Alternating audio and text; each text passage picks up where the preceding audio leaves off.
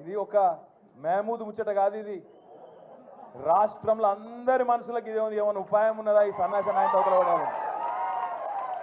కానీ ఒకటి మాత్రం వాస్తవం, జనరల్గా ఒక 3.5-4 ఏళ్ళకి వస్తుంది కోపం ప్రభుత్వం మీద. పని చేయకపోతే 3 ఏళ్ళు చూస్తారు, 4 ఏళ్ళు చూస్తారు. తెలంగాణ ప్రజలు మంచోళ్ళు, చేస్తాడేమో, ఏమో ఇంకా టైం ఉన్నది కదా, ఇంకా వచ్చే సంవత్సరం చేస్తాడేమో, మళ్ళా బడ్జెట్లో పెడతాడేమో, 6 నెలలకేమైనా చేస్తాడేమో, ఇట్లుంటుంది కథ.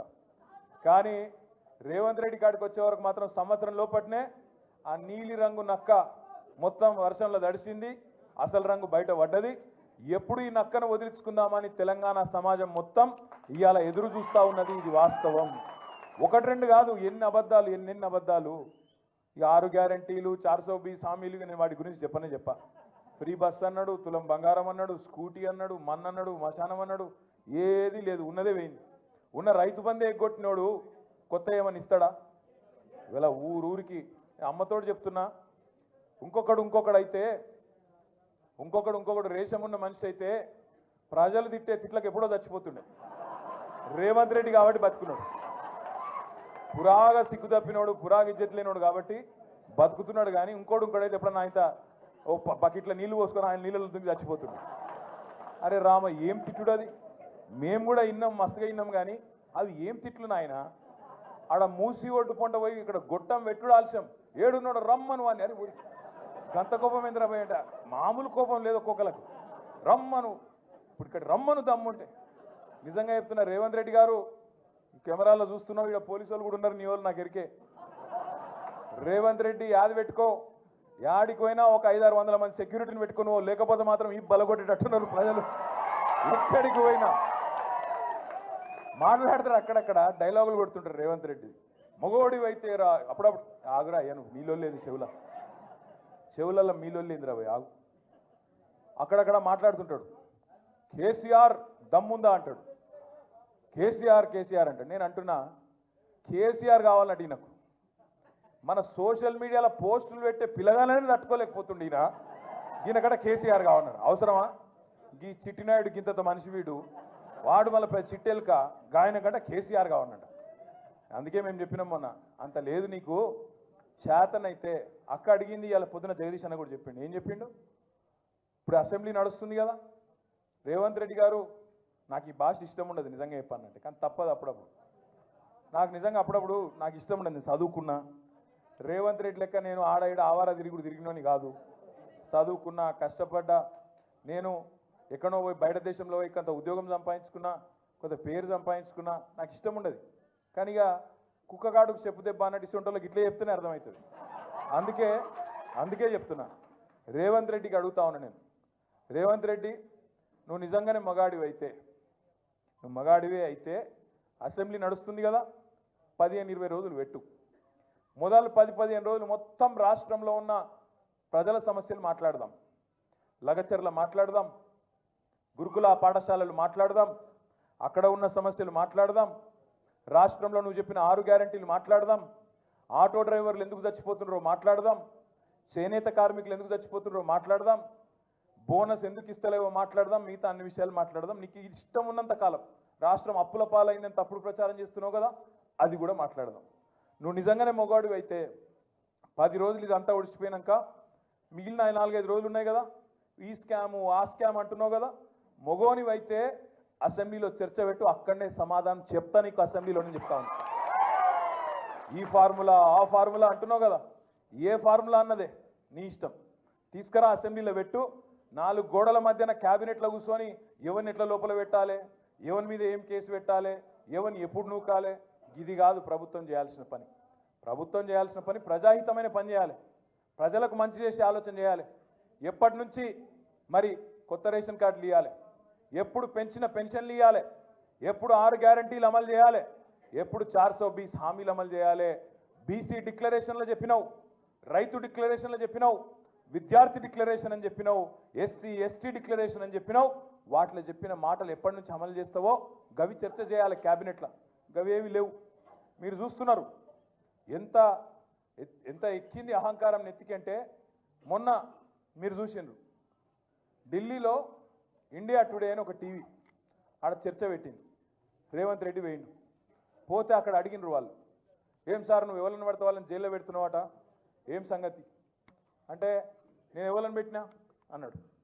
మరి లగచర్ల రైతులను పెట్టినావు కదా, 30-40 రోజులకి వెళ్ళి వాళ్ళు ఉన్నారు కదా అంటే వాళ్ళు కొట్టినరు, కలెక్టర్ని కొట్టినరు మాట్లాడతాడు.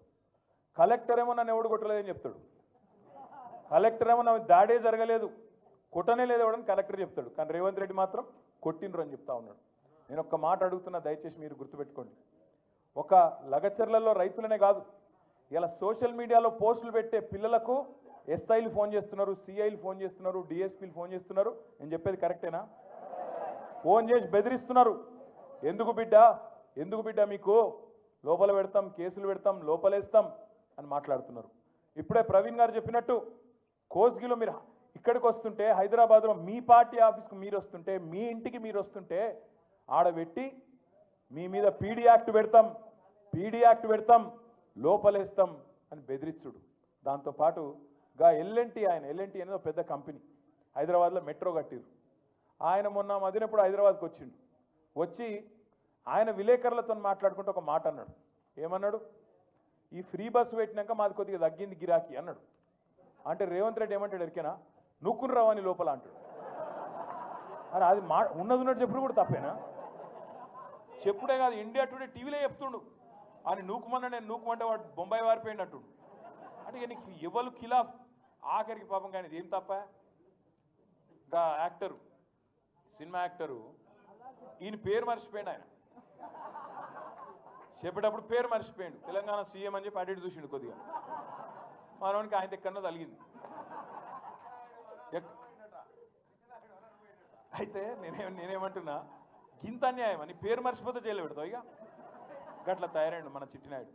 నేనేమంటున్నా, దయచేసి మీ అందరికి ఒకటే కోరుతున్నా, మీకు ఇవాళనే నాంపల్లి కోర్టులో పట్నం నరేందర్ రెడ్డి గారిది, అదేవిధంగా 27 మంది రైతులది మొత్తం నిన్న ఇవాళ వాదనలు మొత్తం అయిపోయినాయి. అన్న చెప్పింది కరెక్ట్, ఆర్ఎస్ ప్రవీణ్ అన్న. 24 రోజులు ఆడికెళ్ళి వికారాబాద్ కోర్టుకెళ్ళి ఇక్కడికి ఫైల్ రాలే.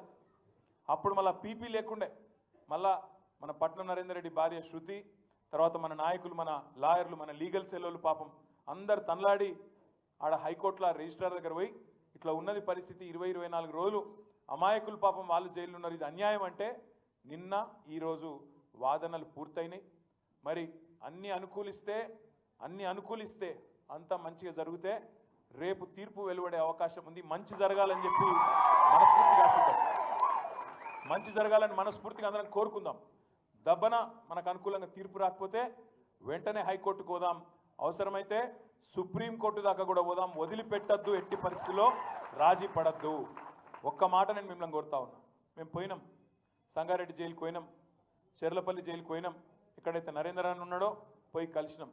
మీ నాయకుడు ఎంత గొప్పవాడంటే పట్నం నరేందర్ రెడ్డి, మేము చెర్లపల్లి జైలుకి పోతే నేను, సబితక్క, మహమూద్ భాయ్, ఇంకా మా లక్ష్మారెడ్డి గారు అందరం పోతే శ్రీనివాస్ గౌడ్ సాబ్ కూడా వచ్చిండే. ఏమన్నాడు ఎరికైనా నరేందర్ రెడ్డి? అన్నా నా గురించి విడిచిపెట్టండి అన్నా, ఆ రైతులను విడిచిపెట్టండి, రైతులను జల్దీ బయటికి తీసుకొచ్చే ప్రయత్నం చేయండి, నేను మంచిగానే ఉన్నా, నాకేం కాదు, వాళ్ళని చూసుకోండి మీరు అని చెప్పి మీ నాయకుడు పట్నం నరేందర్ రెడ్డి గారు మాకు చెప్పిండు. ఒక అంత గొప్ప నాయకుడు మీకున్నాడు, మీ కొడంగల్లా, భయపడే అక్కర్లేదు. రెండవది, ఈ అంశాన్ని ఇక్కడితో వదిలిపెడతామని చిట్టినాయుడు అనుకుంటే ఆయనంత పిచ్చోడు ఎవడు లేడు. ఖచ్చితంగా ఢిల్లీలో పార్లమెంట్లో కూడా ఈ అంశాన్ని లేవనెత్తుతాం, రాజ్యసభలో కూడా మన గొంతు విప్పుతాం. మిగతా వాళ్ళు కలిసి రాకపోవచ్చు గాక, బీజేపీ వాళ్ళు మాట్లాడరు, ఇంకొకడు మాట్లాడాడు, కాంగ్రెస్ వాడు ఎవడు మాట్లాడాడు, ఎవరు మాట్లాడకపోయినా తప్పకుండా కేసీఆర్ గారి దండుగా, కేసీఆర్ గారి దళంగా, తెలంగాణ గలంగా మనమే మాట్లాడతాం, మనమే కొట్లాడతాం. ఇక్కడ లగచర్ల బిడ్డలకు న్యాయం జరిగేంత వరకు వదిలిపెట్టమనే మాట కూడా నేను విజ్ఞప్తి చేస్తా ఉన్నా. ఇంకొక మాట కూడా మీకు తప్పకుండా ఈ సందర్భంగా నేను చెప్పాలి. వాళ్ళు రేవంత్ రెడ్డి హుంకరిస్తున్నాడు, వాళ్ళ అన్నగాడు తిరుపతి రెడ్డి, ఆ మండల కాంగ్రెస్ పార్టీ ప్రెసిడెంటు అందరు కలిసి ఇవాళ ఏం చేస్తున్నారు? లెక్కబెట్టి దాడి చేసింది అనుకుంటా ఓ దిక్కు ఆరోపణ చేసుకుంటా, అందులో ఆ రోజు నిరసనలో పాల్గొన్న వాళ్ళల్లో కాంగ్రెస్ వాళ్ళు ఉంటేనేమో వాళ్ళని పక్కకు పెట్టిండ్రు, వాళ్ళని అరెస్ట్ చేయలే. వాళ్ళ మీద మరి ఫోటోలలో వాళ్ళకి స్పష్టంగా కనబడుతున్నా వాళ్ళని ముట్టుకోలే. కానీ మనోళ్ళని తీసుకుపోయి 47 మంది మీద కేసు పెట్టి ఇప్పటికి 27-28 మందిని అరెస్ట్ చేసి ఇంకొక కొంతమందిని కూడా పట్టుకొచ్చే ప్రయత్నం చేస్తున్నారు. ఇంకా మళ్ళీ హుంకరిస్తున్నాడు రేవంత్ రెడ్డి. మీ దెబ్బకు వెనుకకు తగ్గిండు. లగచర్లలో మొదలు ఫార్మా అన్నాడు, ఇప్పుడు ఫార్మా వెనుకకు తీసుకుంటున్నాను ఒక దిక్కు చెప్పి కుడి చేత్తో వెనుకకు తీసుకున్నాడు, ఎడమ చేత్తోని ఇండస్ట్రీ జోన్ అట, ఇండస్ట్రియల్ జోన్ పెడతా, మా కొడంగల్లో పరిశ్రమలు పెడుతుంటే కొంతమంది సన్నాసులు మాట్లాడుతున్నారు అని చెప్పి మొన్న అక్కడెక్కడ మాట్లాడిండు. ఒక దిక్కేమో ఆయన్నే అంటాడు తొండలు గుడ్లు పెట్టని భూములు మా కొడంగల్ భూములు, అక్కడ నేను పరిశ్రమ పెడుతుంటే మీకు ఏమైంది అంటున్నాడు. అనగానే నిజంగా నాకైతే మనసులో ఎక్కడో నొచ్చుకున్నది. అరే కొడంగల్ రైతులు ఎవరన్నా మాట్లాడతారా అనుకున్నా నేను. ఒక అమ్మాయి, ఒక ఆడపిల్ల, ఆ అమ్మాయి మాట్లాడింది. ఆ అమ్మాయి వీడియో పెట్టింది తెల్లారి. తొండలు గుడ్లు పెట్టవన్నావు కదా, మరి ఇదేందా అని వడ్లు ఇట్లా చేతిలో పట్టుకొని, ఇవేందా రేవంత్ రెడ్డిగో నేను చేన్లో నిలబడ్డా, ఇవేంటి వడ్లు కాదా, ఇవి తొండల గుడ్లా అని చెప్పి ఆమె అడుగుతుంటే మరి ఆ చైతన్యానికి నిజంగా కూడా సలాం కొట్టాలనిపించింది. ఇవాళ నేను మీతో మనస్ఫూర్తిగా కోరేది ఒకటే, వాళ్ళ అన్న ఉన్నాడుగా తిరుపతి రెడ్డి అనే ఒక అరాచక శక్తి, పోలీసు వాళ్ళని వేసుకొని అధికారులను వేసుకొని, వాడు మెంబర్ కూడా కాదు కనీసం, వాడేదో పెద్ద పీకుడు గల్లగా తిరుగుతున్నాడు అక్కడ. నేను ఆగది ఇది ఆగది ఇదేం మేము చూస్తాం. ఎవడు నువ్వు చెప్పేందుకు అసలు? నువ్వు వార్డు మెంబర్ కాదు, సర్పంచ్ కాదు, ఎంపీటీసీ కాదు, జెడ్పీటీసీ కాదు, కౌన్సిలర్ కాదు, ఏ పదవి లేదు. నువ్వు వచ్చి అంతు చూస్తాం, మేము ఖచ్చితంగా పెట్టి తీరుతాం, వెనుకకు దగ్గం. అసలు ఎవరు నువ్వు చెప్పేందుకు? ముఖ్యమంత్రి అన్న అయితే ఇక మొత్తం ఆ నియోజకవర్గానికి రారాజా, చక్రవర్త. అందుకే తిరుపతి రెడ్డికి కానీ ఇలా కాంగ్రెస్ నాయకులు ఎవరైతే అహంకారంతో విర్రవీగుతున్నారో వాళ్ళని ఒక్కటే ప్రశ్న అడగండి. అంటున్నాడు కదా రేవంత్ రెడ్డి, నేను కొడంగల్లో పరిశ్రమలు పెడుతుంటే మీకు ఎందుకు ఇబ్బంది అవుతుంది అని మాట్లాడుతున్నాడు. ఇలా కొడంగల్ భూములు ఎవరి కోసమో మీకు ఎరికే కదా, అదాని కోసం అల్లుడి కోసం తీసుకుంటున్నాడు. అదాని కోసం అల్లుడి కోసం తీసుకుంటా ఉన్నాడు. అదాని సిమెంట్ ప్లాంట్ పెడతాడట, అల్లుడు ఫార్మా కంపెనీ పెడతాడట అక్కడ. నేను అందుకే మీకు నేను విజ్ఞప్తి చేసేది, తిరుపతి రెడ్డి వచ్చినా కాంగ్రెస్ వాడు ఎవడొచ్చినా వాళ్ళకు ఒక్కటే చెప్పండి, పరిశ్రమలు పెట్టి ఉద్యోగాలు ఇస్తా అంటున్నావు కదా, బాగా ప్రేమ ఉంది కొడంగల్ మీద అంటున్నావు కదా, మరి నీ సొంత నియోజకవర్గం రేవంత్ రెడ్డిది కొడంగల్ కాదు, అక్కడ అచ్చంపేట, కల్వకుర్తి, ఆ ప్రాంతం కల్వకుర్తి తాలూకా. రేవంత్ రెడ్డిని అడగండి, ఆయన కుటుంబాన్ని డిమాండ్ చేయండి, తిరుపతి రెడ్డిని అడగండి. మీకు ఇంత ప్రేమ ఉంటే మీరు ఒక పని చేయండి అన్న, మీకు వెల్దండలో 500 ఎకరాలు జాగుంది కదా, వెల్దండలో ఇప్పుడు అంటున్నావు కదా ఎకరానికి 20 లక్షలు ఇస్తా అంటున్నావు కదా, ఆ 20 లక్షలు ఏదో నువ్వు తీసుకో, 5 లక్షలు మా బీఆర్ఎస్ పార్టీ నుంచి మేము ఇస్తాం నీకు, ఆ భూములలో పెట్టు నువ్వు పరిశ్రమ, అదాని పరిశ్రమ తెచ్చి గన్ల పెట్టు, అనవసరంగా మాకొద్దు ఈ దరిద్రం.